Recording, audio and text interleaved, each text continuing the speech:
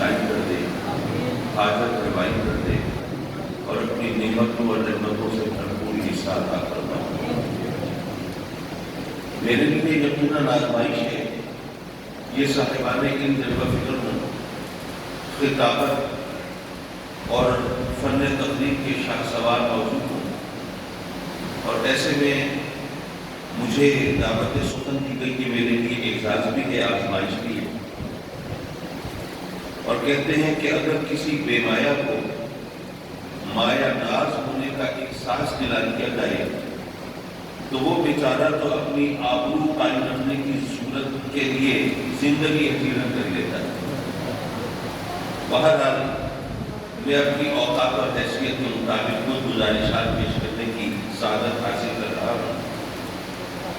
حضرات مکرم، وہ جو ہمارا رب ہے، پروردگار ہے، پالنہار ہے، اس نے اپنے بندوں کی ہدایت کے لیے سلسلہ نبوت و رسالت جاری فرمایا۔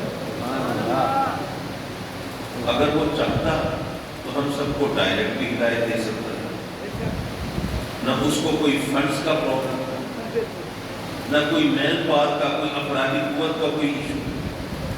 وہ قادر مطلق جو چاہے سو کرے، جس نے یہ تمام کائنات کل کہتے تخلیق فرما دی، وہ مختار کل، لیکن اس نے ہمیں ڈائریکٹ ہدایت نہیں دی، بلکہ ہماری ہدایت کے لیے نبوت اور رسالت کا سلسلہ جاری فرمایا۔ اس میں ہمارے لیے ایک سبق تھا۔ دیکھیے، پہلے تو یہ ذہن میں رکھیے کہ ہمیں جو کچھ ملتا ہے وہ سب ہمیں رب کی عطا سے ملتا ہے، اس کے دیے بغیر کسی کو کچھ کہیں سے نہیں مل سکتا، چاہے وہ علم ہو، چاہے وہ اختیار ہو، مال ہو، دولت ہو، طاقت ہو، عہدہ ہو، منصب ہو، صحت ہو، عافیت ہو، حسن ہو، جمال ہو، آل ہو، اولاد ہو، جو کچھ بھی ہے وہ سب اس کی عطا سے ملتا ہے، اس کے دیے بغیر کسی کو کہیں سے کچھ نہیں مل سکتا۔ دراصل آج کل سوشل میڈیا پر ہم لوگوں کے خلاف ایک مہم چلائی جا رہی ہے۔ مجھے بھی کلپ آئی، ایک سنی عالم نے اور ایک دوسرے مذہب کے عالم صاحب بیٹھے ہیں، اور سنی عالم غزوہ بدر کے حوالے سے بتا رہے ہیں کہ آقا کریم حضور علیہ السلام نے غزوہ بدر سے ایک دن پہلے میدان بدر میں آ کے بتایا کہ یہاں پر کل فلاں سردار نامور وہ یہاں تک ہوا پڑا ہوگا، کل یہاں پر فلاں طاقتور اور جنگجو کی راج پڑی ہوگی۔ میرے آقا کریم نے سب بتایا، اور جب غزوہ بدر ہو چکا تو جیسے میرے آقا کریم نے فرمایا تھا ویسا ہی منظر سامنے تھا۔ تو جب وہ سنی عالم نے کہا کہ دیکھیے میرے آقا کریم کے علم کا عالم، تو دوسرا مولوی کہتا ہے کہ ان کے علم کی کیا بات کرتے ہیں، وہ تو اللہ نے وحی کر کے بتا دیا۔ تو بھائی ہم نے کب کہا کہ اللہ نے وحی کر کے نہیں بتایا؟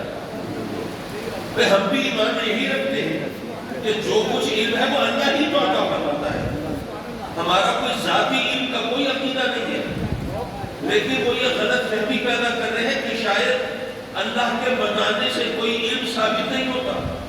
یار جس کے پاس جو علم ہے، جو شرف ہے، جو فضیلت ہے، جو کچھ ہے، وہ سب رب کی عطا ہے، اس کے بغیر تو کوئی مل ہی نہیں سکتا۔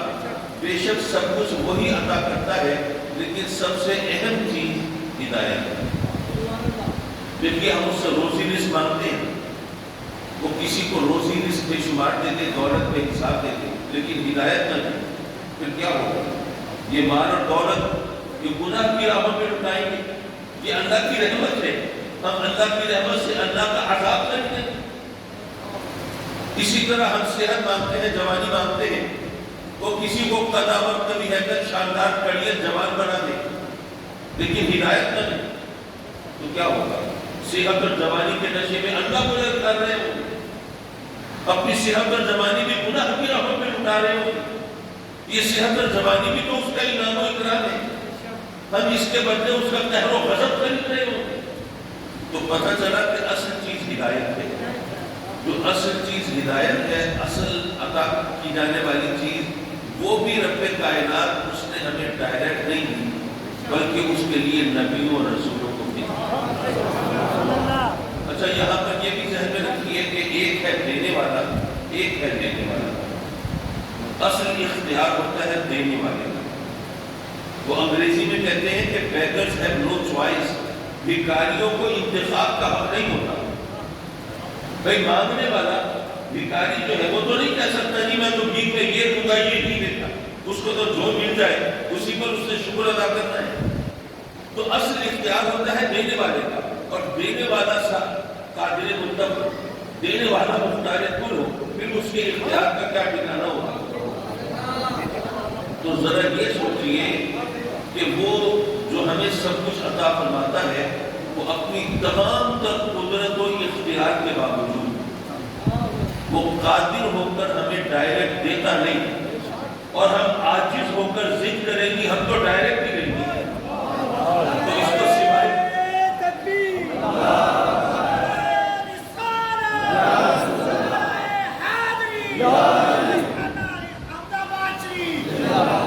یار وہ قادر ہو کر ڈائریکٹ دیتا نہیں ہم عاجز اور مجبور ہو کر ڈائریکٹ لے کیسے سکتے ہیں.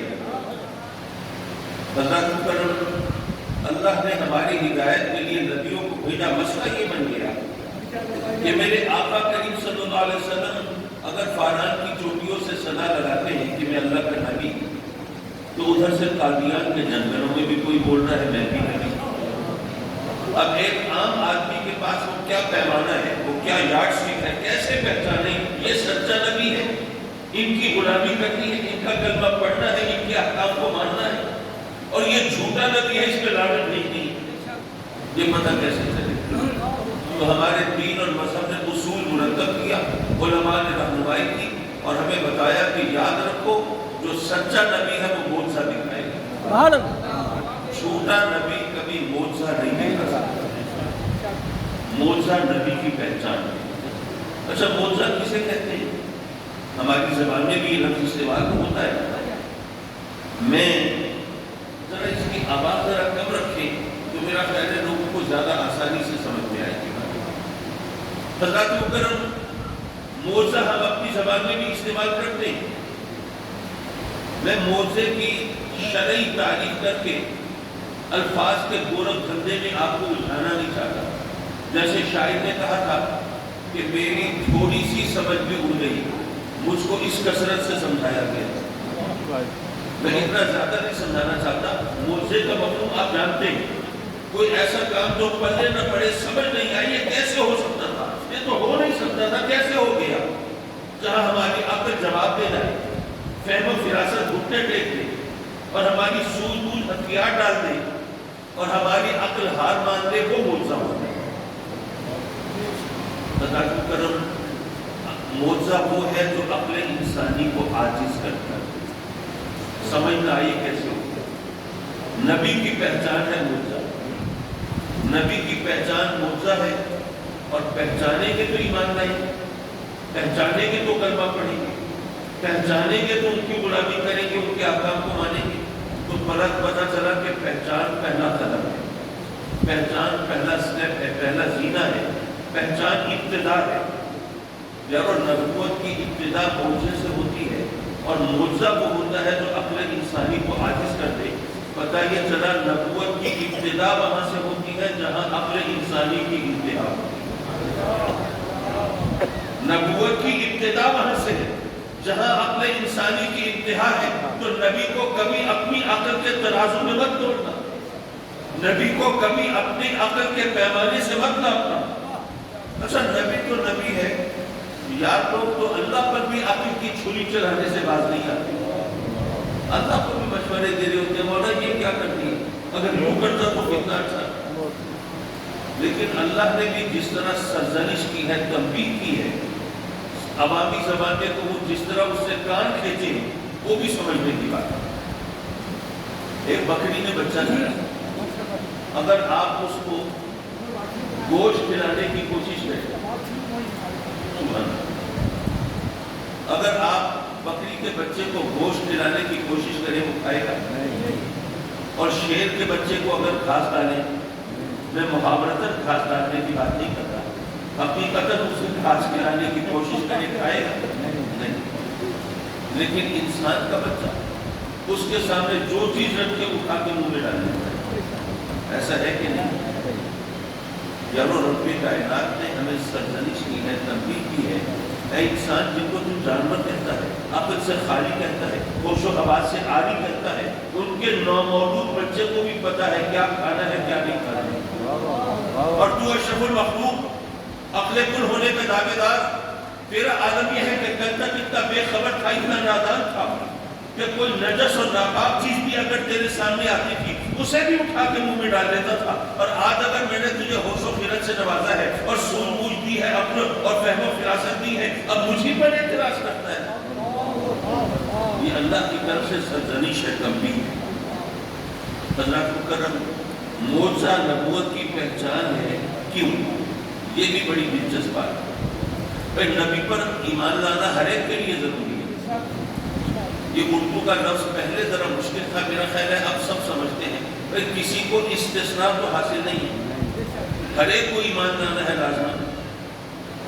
تو نبی کی پہچان ایسی ہونی چاہیے کہ وہ سب اس کے سامنے برابر ہو، کوئی فرق نہ ہو۔ اگر نبی پر ایمان لانے کے لیے بہت علم کی ضرورت ہوتی تو جو علم حاصل نہیں کر سکا اس کے بعد بہانہ ہوتا، مولا میں علم حاصل نہیں کر سکا، مکتب مدرسے کی طرف نہیں جا سکا، کاغذ قلم سے رشتہ نہیں جوڑ سکا، میں پیدا اس علاقے میں ہوا جہاں بھی یہ یونیورسٹی کالجز نہیں تھے، مولا میرا قصور کیا ہے، مجھے علم ملتا تو میں بھی تیرے نبی پر ایمان لے آتا۔ لیکن چونکہ سب کو ایمان لانا ضروری ہے تو پھر اس کے سامنے عالم ہو یا جاہل دونوں برابر ہونے چاہیے۔ اگر نبی پر ایمان لانے کے لیے بڑی عقل اور ذہانت چاہیے ہوتی تو عقل دینا تو اس کا کام ہے، تو جو زیادہ عقل مند نہیں، جو کن ذہن، غبی، ذرا کم فہم، ان کے پاس معقول بہانہ ہوتا، مولا اگر مجھے اتنی عقل دے دیتا میں بھی نبی پر ایمان لے آتا، اب تو نے اتنی عقل نہیں دی، میرا قصور کیا ہے؟ تو نبی کی پہچان ایسی ہونی چاہیے جس میں کوئی بہت ذہین بڑا کا عقل مند ہو یا کم فہم ہو، دونوں برابر ہونی چاہیے۔ بظاہر سمجھ نہیں آتی، سب برابر کیسے ہو سکتے ہیں؟ یارو یہ معجزہ ہے جو نہ عالم کی عقل میں آتا ہے نہ جاہل کی عقل میں آتا ہے، نہ وہ انتہائی ذہین اور جینیس کی عقل میں آتا ہے، نہ کن ذہن اور غبی اور کم فہم کی عقل میں آتا ہے، اس کے سامنے سب برابر ہے۔ بہرحال نبی کی پہچان ہوتی ہے معجزے سے۔ اور یہاں پر ایک بات اور آئی ذہن میں، چلیے لگے آپ کو کہتا چلوں، جب قرآن میں رب کائنات نے اعلان کرایا اپنے محبوب علیہ السلام سے فقط لبثت فیکم عمرا من قبلہ افلا تعقلون، اے محبوب ذرا بتا دینا میرے بندوں کو کہ اس سے پہلے تو زندگی تمہارے درمیان گزاری ہے، تم نے میرے بچپن کو دیکھا ہے، لڑکپن کو دیکھا ہے، جوانی کو دیکھا ہے، میری زندگی کے 40 برس تمہارے سامنے ہیں، میرے شب و روز کو دیکھا، لیل و نہار کو دیکھا، ماہ و سال کو دیکھا، سیرت کو دیکھا، کردار کو دیکھا، عادات کو دیکھا، الفاظ کو دیکھا، تو اے لوگوں کیا تمہارے پاس عقل نہیں، تمہارا سوجھ بوجھ کی صلاحیت نہیں، تم میری نبوت کو کیوں نہیں مانتے، ایمان کیوں نہیں لاتے، کلمہ کیوں نہیں پڑھتے؟ کیا تمہیں یہ بات سمجھ نہیں آتی کہ جہاں پر قتل و غارت کئی لوگوں کا شیوا ہو، ہتھیار ان کا زیور ہو، خون بہانا ان کی عادت ہو، سر قلم کر دینا معمولی بات ہو، وہاں پر امن و آشتی کا درد دینے والا وہ اللہ کا نبی ہی تو ہو سکتا ہے۔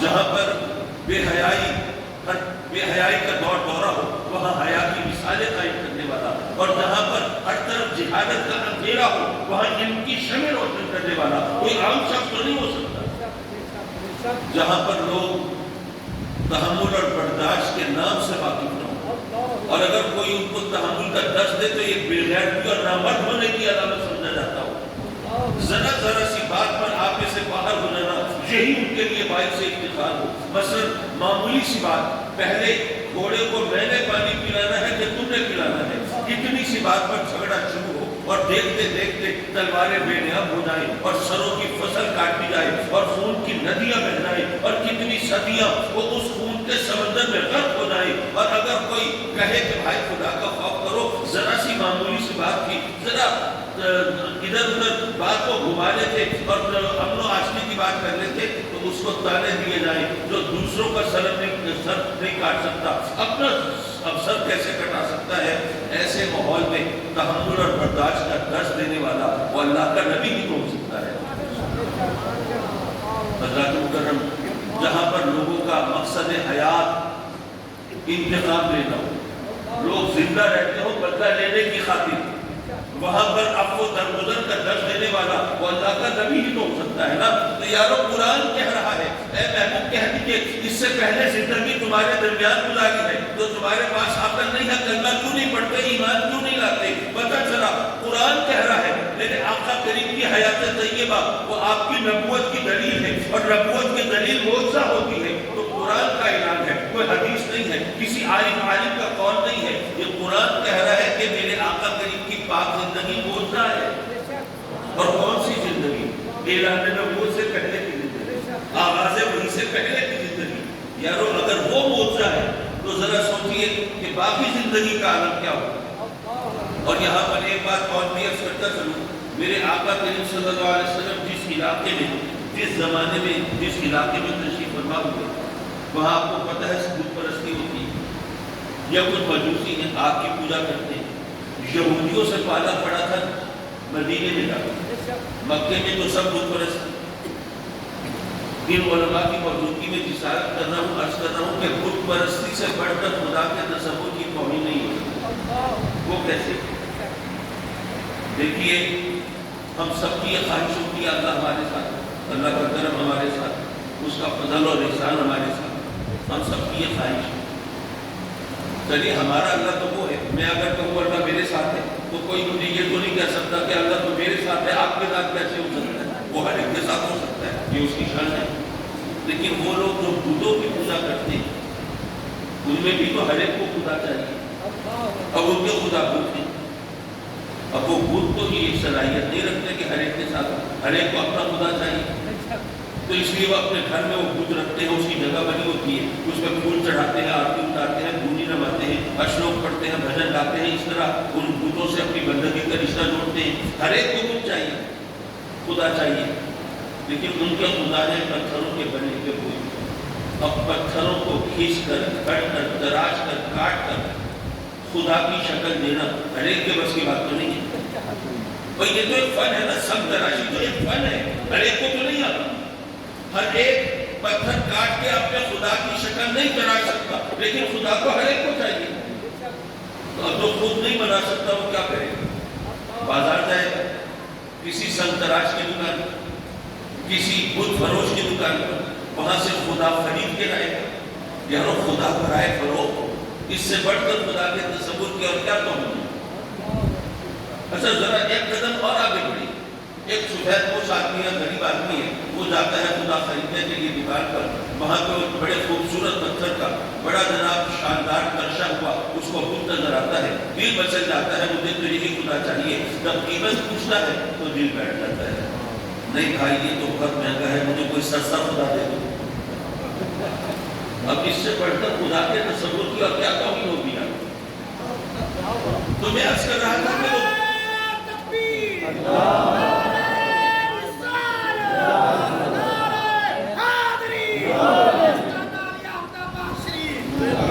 تو وہ سب بت پرست ہیں, وہ بت پرست ہیں, وہ خداؤں کو دیکھ کر ان کی پوجا کرتے ہیں.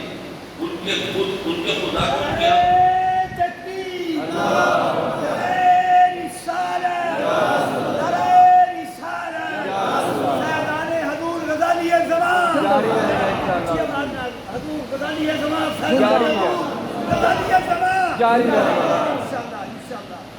سزا کے مطلب جو پوائنٹ میں ہائی لائٹ کرنا چاہتا تھا, جو نقطہ میں اجاگر کرنا چاہتا تھا, وہ یہ کہ وہ جو بت پرست ہیں وہ تو اپنے خداؤں کو دیکھ کر ان کی عبادت کرتے ہیں. ان کے خدا ان کی آنکھوں کے سامنے ہوتے ہیں اور وہ ان کو دیکھ کر ان کی پوجا کرتے ہیں. اور وہ عادی ہیں, بھائی باپ دادا کے زمانے سے سلسلہ چلا رہا ہے, وہ تو ہی نہیں, وہ عادی ہیں اپنے خداؤں کو دیکھ کر ان کی عبادت کرتے ہیں.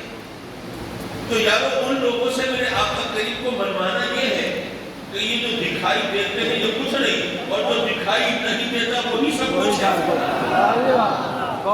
یہ کوئی آسان کام تو نہیں, یہ کوئی آسان کام تو نہیں, بتائیے کہ یہ بڑا مشکل کام ہے. اچھا صرف دکھائی نہ دینے کی بات نہیں, بلکہ میں عرض کروں کہ دیکھیے ایک مثال سے سمجھیے. ایک دفعہ ہمارے کولیجیٹ پیر بھائی اپنے کسی دوست کو مجھ سے ملوانے کے لیے آئے. جب وہ ملنے آئے تو ان کے دوست بڑی حیرت سے مجھے دیکھ رہے تھے, اتنی حیرت سے کہ میں پریشان ہو گیا. بھائی کیا میرے ماتھے میں گل نکل آئی ہے, کیا ہے؟ کہتا ہے کہ انہوں نے کہا تھا میں پیر صاحب سے ملوانے جا رہا ہوں, تو میں نے मुश्ताक पीर साहब होंगे, बड़े बड़े मनकों की गानमाला गले में होगी, रंगीन दुपट्टे होंगे, जुल्फे बढ़ाई होंगी, आंखों में काजल होगा जनाब, आंखों की सदाएं होंगी, मुरीदीन का जनाब जमघटा होगा, वर्ष की कैफियत होगी और लोग जनाब ठुमके लगा रहे होंगे, क्या मुकद्दर मंजर होगा। यहाँ तो ऐसा कुछ भी नहीं है। हज़रत मुक़द्दम जब किसी का जिक्र हो आदमी तसव्वुर बना लेता है अपने ज़हन में। आपको किसी अफसर से मिलने जाना हो काम तो आप सोचते हैं यार बड़ा अफसर है, कोट पैंट पहना होगा, टाई भी लगाई होगी, बड़ा कीमती मोबाइल हाथ में होगा, चलता होगा तो बड़ी तमतरत से, वक़ार से, तरोफर से, तमतराब से, और जनाब उसके मातहत को उठ के सराब करते होंगे, और जनाब वो बाकायदा जवाब देने की बजाय जरा सर की झुकी से जरा उनको टालता हुआ गुजर जाता होगा।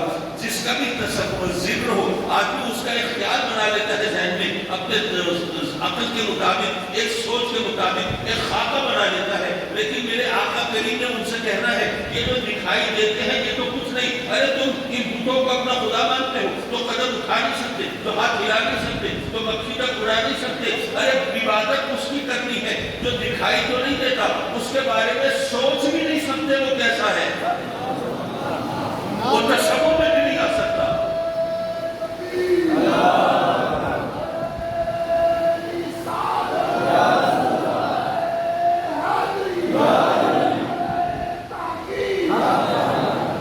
वो तसव्वुर में भी नहीं आ सकता वो कैसा है। क्यों?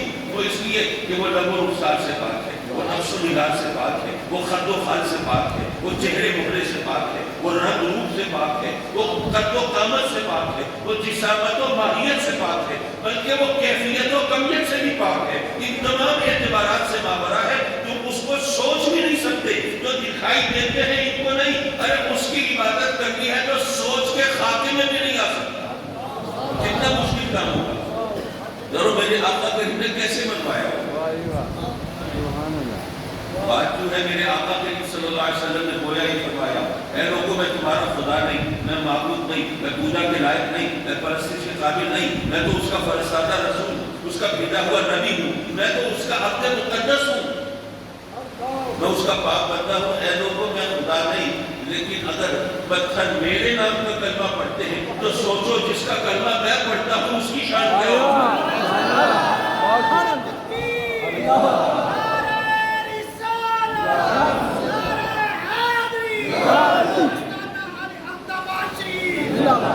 मेरे आका ने फरमाया है लोगों मैं तुम्हारा माबूद मसजूद नहीं, लेकिन अगर जानवर मेरे कदमों पर सजदरेज होते हैं तो सोचो जिसकी बारगाह में मैं माथा टिकाता हूँ उसका आलम क्या होगा।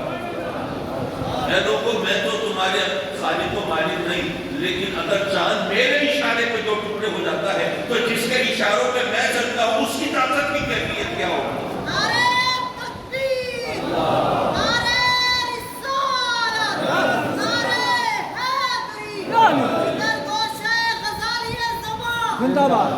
यारो तारीख शाहिद है, मानने वालों ने पहले मुस्तफा को माना है, बाद में खुदा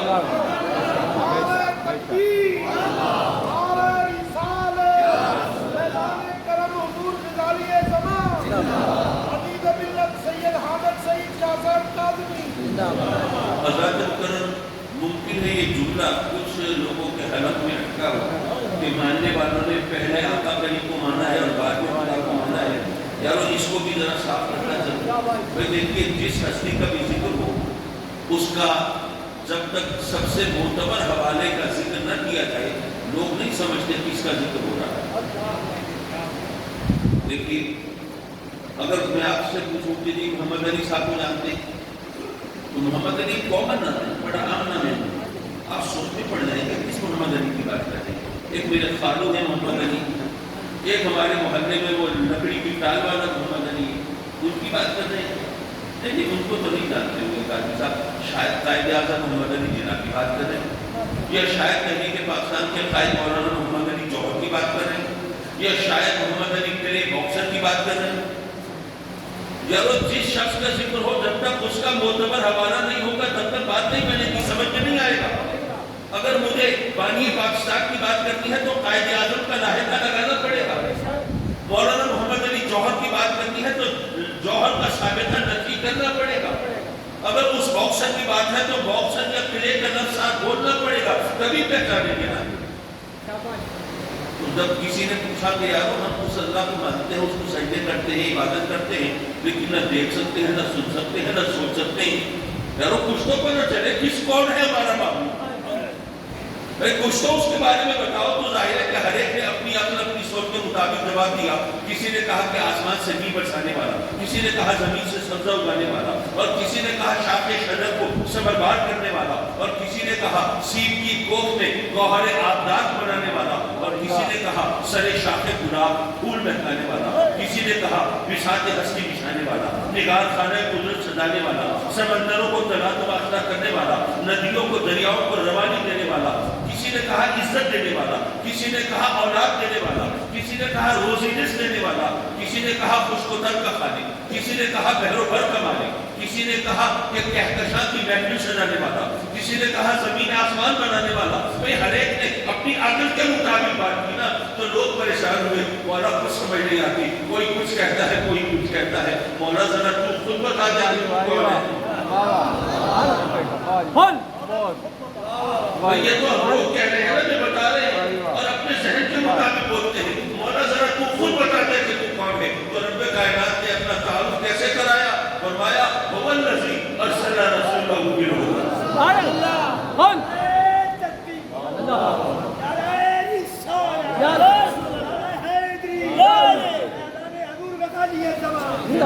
اس نے کہا تم میرے بارے میں پوچھتے ہو میں کون ہوں؟ ارے یاد رکھو وہ ہے جس نے اپنے رسول کو ہدایت کے ساتھ بھیجا ہے۔ میرے آقا کریم صلی اللہ علیہ وسلم اللہ کی سب سے بڑی پہچان ہے، سب سے معتبر حوالہ ہے۔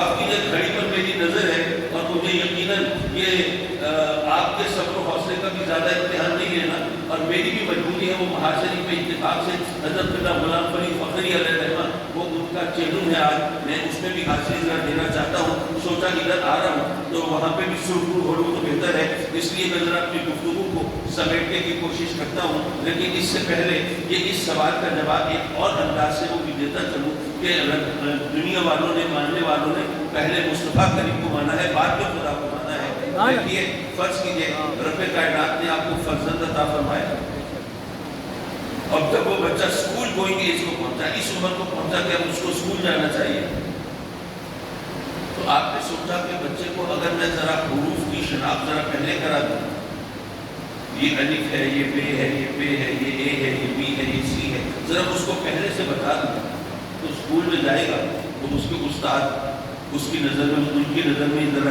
چڑھ جائے گا، اپنے ہم جماعتوں سے ذرا بہتر بھی نہ جائے گا، اس کو عزت ملے گی، تو اس طرح ذرا اسکول میں اس کا دل بھی لگے گا، تعلیم حاصل کرنا اس کے لیے آسان ہو جائے گا۔ تو اس آپ نے بچے کو بلایا، آؤ بیٹے ذرا سبق پڑھتے ہیں، بچہ آپ کے بلاوے پر آ گیا، آپ نے قلم اٹھایا، کاغذ نکالا اور ذرا اس پر الف بے بے لکھا، اور بچے کو کہا کہ ہاں بیٹے ذرا پہلے یہ اس پہ انگلی رکھو، یہ الف ہے، ذرا انگلی اور آگے بڑھاؤ، یہ بے ہے، ذرا اور آگے چلاؤ، یہ بے ہے، یہ الف، یہ بے، یہ بے، ہاں بیٹے انگلی ساتھ ساتھ رکھو تاکہ پہچانتے رہو، یہ الف ہے، یہ بے ہے، یہ بے ہے۔ آپ نے 30-40 بار بچے کو پڑھایا، پھر کہا ہاں بیٹے آج کا سبق پورا ہوا، باقی کل۔ اگلے دن پھر بلایا بچے کو، ہاں بیٹے ذرا کل کا سبق سناؤ، آپ نے وہ کاغذ نکالا جو لکھا تھا رکھا سامنے، بچے سے پوچھا، اسے یاد نہیں تھا۔ آپ نے کہا ٹھیک ہے بچوں پر محنت تو کرنی پڑے گی، لیکن آپ نے سوچا کہ اگر بچے کو حروف کی صفات کے ذریعے میں پہچان کراؤں تو ذرا آسان ہو جائے گا۔ تو آپ نے کہا دیکھو بیٹے یہ جو ورٹیکل ہے، جو عمود ہے، جو لکیر ہے نا، یہ الف ہے۔ کرن جاگی، آپ بازار گئے، قاعدہ خرید کے لائے، اس کی مدد سے بچے کو پڑھایا، اس قاعدے میں ایک طرف بنا ہوا ہے انار، اس کے سامنے لکھا ہے الف، کہ بچہ دیکھے گا انار کو، پہچاننے کا الف۔ ایک طرف بنی ہوئی ہے بکری، اس کے سامنے لکھا ہوا ہے بے، بچہ دیکھے گا بکری کو، پہچانے گا بے کو۔ ایک طرف بنا ہوا ہے پنکھا، اس کے سامنے لکھا ہے پے، بچہ دیکھے گا پنکھے کو، پہچانے گا پے کو۔ بلا تشبیہ و بلا تمثیل اشرف کا رب کائنات نے اپنے بندوں کو درس توحید دینے کے لیے انبیاء کرام علیہ السلام کو بھیجا، انبیاء تشریف لائے اور انہوں نے اللہ کے بندوں کو درس توحید دیا اور انہیں بتایا کہ وہ جو ہمارا الہ ہے وہ یکتا ہے، منفرد ہے، ممتاز ہے، وحدہ لا شریک ہے، اس کا کوئی شریک نہیں، اس جیسا کوئی نہیں، وہ اپنی ذات و صفات کے اندر یکتا ہے۔ اور اللہ کے بندوں نے وہ سبق پڑھا، یاد کیا، ازبر کیا، لیکن کچھ عرصہ گزرا بنا دیا۔ رب کائنات نے پھر بھیجا نبیوں کو، نبی تشریف لائے، انہوں نے اللہ کے بندوں کو پھر در سے توحید دیا اور اللہ کی صفات کے ذریعے اس کی پہچان کرائی اور بتایا کہ وہ جو ہمارا خالق ہے، مالک ہے، وہ جو ہمارا الہ ہے، ارے وہ معبود ہے، وہ مسجود ہے، وہ رحمان ہے، وہ رحیم ہے، وہ تواب ہے، وہ ستار ہے، وہ غفار ہے، وہ حی ہے، وہ قیوم ہے، وہ رحمان ہے، وہ رحیم، وہ علیم، وہ خبیر، وہ سمیع، وہ بصیر، اس کی صفات کے ذریعے اس کی پہچان کرائی۔ لیکن کچھ عرصہ گزرا تو لوگوں نے پھر اس سبب کو بھلا دیا۔ یارو بالآخر رب کائنات نے بھیجا اپنے محبوب علیہ السلام کو اور گویا یہ فرمایا، اے میرے بندو اب دیکھو مصطفیٰ کو اور پہچانو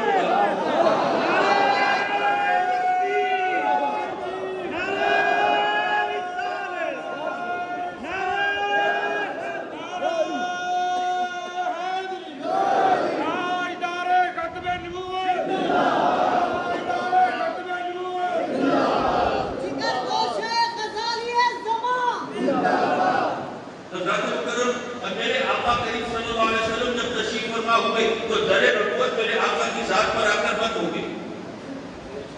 حضرات مکرم، ایک بات میں یہاں مزید عرض کرنا چاہوں گا، کیونکہ ایسے سامنے مجھے کہاں ملیں گے، یہ اسٹیج پر جو ہستیاں تشریف فرما ہے ان کے سامنے مجھے اپنی لیاقت بگاڑنے کا موقع ملتا ہے، تو آج شوڈ گریب دی اپرچونٹی، مجھے موقع سے فائدہ اٹھانا چاہیے۔ دیکھیے، جو نبی مجھے ہمیں علماء نے بتایا، ہر نبی کو اللہ نے موجزے دے کے بھیجا نا، نبی کی پہچان ہی موجزے سے ہے۔ آقا کریم صلی اللہ علیہ وسلم کے تمام موجزے اپنی جگہ پہ، لیکن ہمیں علماء نے بتایا کہ میرے آقا کریم کا سب سے بڑا موجزہ قرآن۔ اچھا، میں اگر سوال جواب کیوں چرا کے چکر میں کہ یہ عجیب بات ہے، ہم مسلمان ہیں، ہم مانتے ہیں قرآن موجزہ ہے، لیکن قرآن کو اگر کسی ملکی سے منوانا پڑے کہ موجزہ ہے تو دلیلیں دینی پڑے گی، ثبوت پیش کرنے پڑے گی، بحث مباحثوں کے مراحل سے گزرنا پڑے گا۔ تو اس کے مقابلے میں کتنا آسان ہوتا اگر کہہ دیا جاتا کہ جناب یہ چاند کا 2 ٹکڑے کرنا یہ سب سے بڑا موجزہ، سورج کو الٹے پاؤں کرنا یہ سب سے بڑا موجزہ، تو یہ کتنا آسان ہوتا بنانا۔ تو قرآن کو سب سے بڑا موجزہ کو قرار دیا۔ میں جس نتیجے کو پہنچا وہ میں عرض کرتا چلوں۔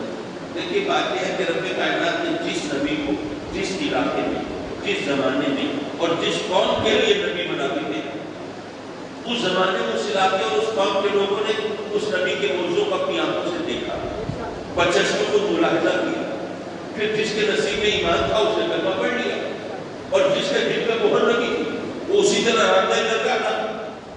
تو ظاہر ہے کہ نبی کی پہچان جب موجزے سے ہوتی ہے، تو جو نبی جس علاقے، جس زمانے، جس قوم کے لیے نبی بن کے آیا، اس زمانے، اس علاقے، اس قوم کے لوگوں نے اس کے موضوع کا بذات خود مشاہدہ کیا، دیکھا، اپنی آنکھوں سے دیکھا۔ یارو، اگر میں آپ سے پوچھتا ہوں، حضرت عیسیٰ علیہ السلام نے جن مردوں کو زندہ کیا تھا اس میں کسی کا اتا پتہ پر موبائل نمبر ہے آپ کے پاس؟ حضرت موسیٰ علیہ السلام نے جو پتھر پہ عصابات میں پانی کے چشمے نکالے تھے، وہ جگہ بڑی خوبصورت ہوگی، بڑی روح افزا ہوگی اور صحت افزا ہوگی، تو وہاں پکنک منانے کے لیے جانا چاہیے، اس جگہ کا کوئی اتا پتہ ہے آپ کے پاس؟ حضرت سلیمان علیہ السلام کے تخت کو آپ نے حوالہ ہوتے ہوئے دیکھا ہے؟ چلیے، باقی نبیوں کو چھوڑیے، میرے آقا کریم کے موضوع کا مشاہدہ کیا ہے؟ کیا پانی کو آپ کی مقدس انگلیوں سے جاری آپ نے دیکھا ہے؟ کیا پتھروں کو کلمہ پڑھتے ہوئے آپ نے سنا ہے؟ کیا باتوں کو آپ کے انگوش مبارک کی حرکت سے پھٹتے ہوئے آپ نے دیکھا ہے؟ نہیں۔ تو یارو، ہر نبی جس علاقے، جس زمانے، جس قوم کے لیے نبی بن کے آتا ہے، اس علاقے، اس زمانے، اس قوم کے لوگ وہ اپنی آنکھوں سے اس کے موضوع کو دیکھتے ہیں۔ اگر میرے آقا کریم صلی اللہ علیہ وسلم کا دور نبوت قیامت تک چلنا تھا تو کم از کم ایک معجزہ ایسا چاہیے تھا جو قیامت تک باقی رہے، اور وہ معجزہ قرآن کی صورت میں ہمارے ساتھ۔ چلو، آج ہم کسی غیر مسلم کو دعوت دیں کہ ہمارے نبی کے نام کا کلمہ پڑھ لو، قرآن اختیار کر لو، جنت کے حقدار بن جاؤ، جہنم سے محفوظ ہو جاؤ، وہ کہے کہ ٹھیک ہے میں کلمہ پڑھ لیتا ہوں، لیکن آپ کے اپنے دین کا اصول ہے، نبی کی پہچان ہوتی ہے معجزے سے، اپنے نبی کا معجزہ دکھاؤ گے تو ایمان لائیں گے نا، تو ہم قرآن اس کو دکھائیں گے۔ بہرحال ابھی تک میں تقریباً پونا گھنٹہ ہونے کو آیا، مجھے بولتے ہوئے بہت معلوم تھا، اور میں ذرا اپنے موضوع کی طرف آ کے آیا کریمہ کے پس منظر میں ذرا بات کر کے ذرا بات ختم کر دو. حضرات مکرم نے عرض کر رہا تھا کہ ہدایت کے لیے انبیاء تشریف لائے. اب میرے آقا دل کی آمد پر اب تو لا نبی آبادی, اب کسی نبی نے نہیں آنا, لیکن لوگوں کو ہدایت تو اب بھی چاہیے.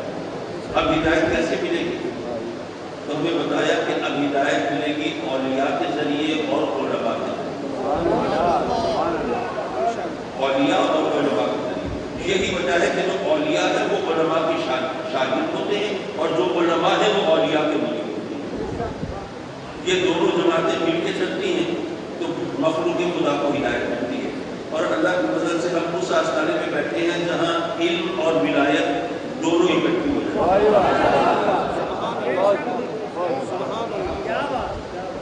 الا ان اولیاء اللہ لا خوف علیہم ولا هم يحزنون. اللہ نے خبردار کیا کہ میرے خبردار ہو جاؤ, میرے ولی نہ ان کو کوئی خوف نہ کوئی غم.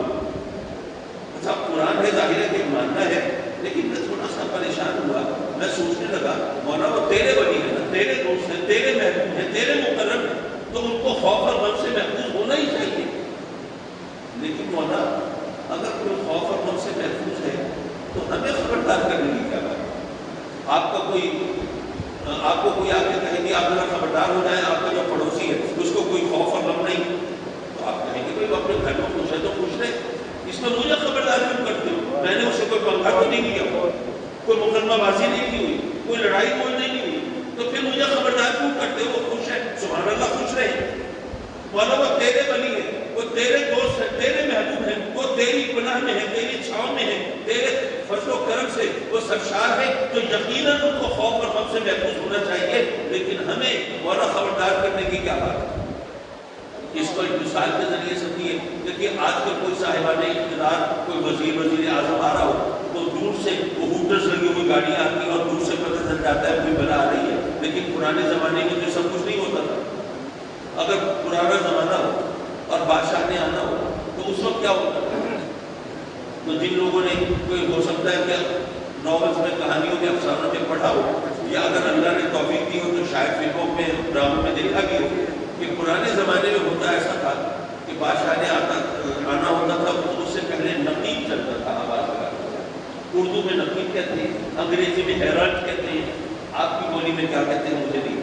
وہ آواز لگاتا تھا, خبردار, ہوشیار, شہنشاہ وقت آنے والے. فرض کیجیے پرانا زمانہ, بادشاہ کی سواری آنے والی, نقیب آواز لگاتا ہے, نگاہ روبر, باادب, بامناہدہ, ہوشیار, خبردار, ذل الہی, جہاں پناہ, شہنشاہ وقت, جلوہ فکر ہونے والے. کوئی شخص آتا ہے نقیب کے پاس, پوچھتا ہے کہ بادشاہ آ رہا ہے, کوئی چور ڈاکو تو نہیں آ رہا کہ مال بچا کے بھاگ جائے, کوئی خونی قاتل دہشت گرد تو نہیں آ رہا کہ اپنی جانوں کی فکر کرے. کہ بادشاہ آ رہا ہے تو بادشاہ تو رعایا کی جان و مال, عزت آبرو کا محافظ ہے, تو پھر خبردار کرتے. پرانے زمانے میں بادشاہ ایسے ہی ہوتے تھے. اگر آج آپ کو سمجھ نہ آ رہی ہو تو سوائے معذرت کے کیا کہہ سکتے ہیں یارو؟ اگر کسی نے پوچھا ہوگا نقیب سے تو اس نے کیا جواب دیا ہوگا؟ اس نے کہا ہوگا بے وقوف اس لیے خبردار نہیں کرے کہ کوئی چور ڈاکو یا خونی قاتل نہ رہے, جان مال بچانے کی فکر کرو. تمہیں خبردار اس لیے کر رہے ہیں کہ بادشاہ وقت کی سواری آ رہی ہے. اگر تمہیں خبر نہ ہوئی تو ممکن ہے کہ غفلت میں, نادانی میں, بے خبری میں تمہاری زبان سے کوئی ایسا جملہ نکل جائے, تم سے کوئی ایسی حرکت سرزد ہو جائے جو بادشاہ ناراض ہو جائے, اور تم بیٹھے بٹھائے خامخواہ اس کے قہر و غضب کا نشانہ بن جاؤ. تو اس لیے خبردار کر رہے ہیں کہ بادشاہ کی سواری آ رہی ہے, ذرا اپنی زبان پر, نگاہ پر, حرکات و سکنات پر ذرا قابو رکھو. بلا تشریح و بلا تفصیل عرض کرتا ہوں, رب کائنات بھی خبردار کر رہا ہے, اے میرے بندو خبردار ہو جاؤ, یہ میرے ولی ہیں, یہ تو خوف اور غم سے محفوظ ہے, میری امان میں ہے. لیکن اگر تم نے ان کو ڈرانے کی کوشش کی یا ان کو دکھ دینے کی جسارت کی تو تمہارا حشر کیا ہوگا, اس سے خبردار ہو جاؤ. اور صرف 1 منٹ میں ایک نقطہ واضح کرتا چلوں. حضرات محترم, اللہ نے فرمایا کہ خوف اور غم سے محفوظ. اگر آپ غور فرمائیں, خوف اور غم ایک ہی چیز ایک ہی ہے, فرق ہے صرف زمانے کا. آنے والے زمانے کی بات ہو خوف, گزرے ہوئے زمانے کی بات ہو غم. الیکشن ہونے والے ہیں, الیکشن لڑنے والوں کو خوف ہے کہیں ہار نہ جائے. الیکشن ہو چکے تو ہارنے والوں کو غم ہے کہ ہار. امتحان ہونے والے ہیں, امتحان دینے والوں کو خوف کہیں فیل نہ ہو جائے. امتحان ہو چکے تو فیل ہونے والوں کو غم کہ فیل ہو گئے. چیز ایک ہی ہے، فرق ہے صرف زمانے کا. اللہ فرماتا ہے میرے بندیوں کو نہ کوئی خوف نہ کوئی غم. اگر میں اس بات کو اپنی زبان میں کہوں، اپنے لفظوں میں کہوں تو یوں کہہ کے آپ سے اجازت چاہوں گا کہ رب کائنات نے گویا یہ فرمایا کہ اے میرے بندو یاد رکھو یہ میرے بنی ہیں. آنے والا زمانہ آتا رہے، ان کو خوف زدہ کر نہیں سکتا. گزرنے والا زمانہ گزر جائے، ان کو دکھ اور غم دے نہیں سکتا. ارے میرے بنی وہ ہیں جن کا زمانہ کچھ نہیں بگاڑ سکتا. تمہاری اوقات کیا ہے؟ خبردار ہو جاؤ.